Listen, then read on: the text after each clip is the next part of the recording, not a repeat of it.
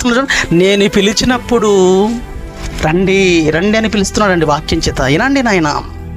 ఎప్పుడు వినాలి? భూమి మీద బ్రతుకు మీకు ఇచ్చినప్పుడే. నేను నిన్ను పిలవకముందే. ఎప్పుడు? పిలుపు అంటే మరణం.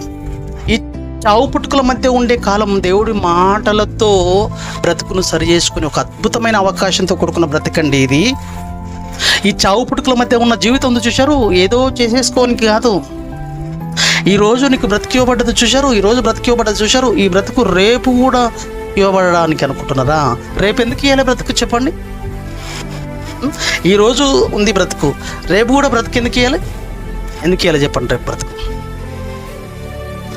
రేపు ఎందుకు ఇవ్వాలి? ఈరోజు తిన్నది రేపు తినడానికా?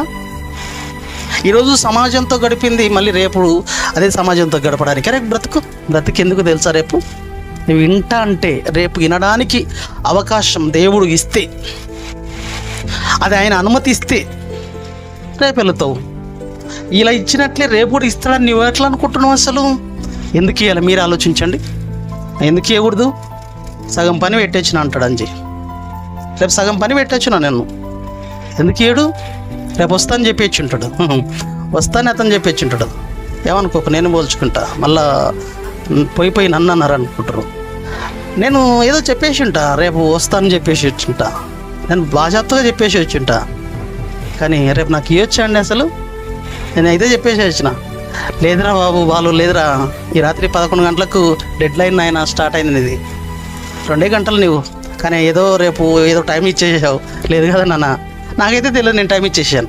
11 గంటలకి ఇక్కడ వెళ్ళిపోయి ఉంటాడు. ఎందుకు ఇవ్వాలి? ఈరోజు గడిపింది రేపు గడపాలనా? లేదండి అసలు.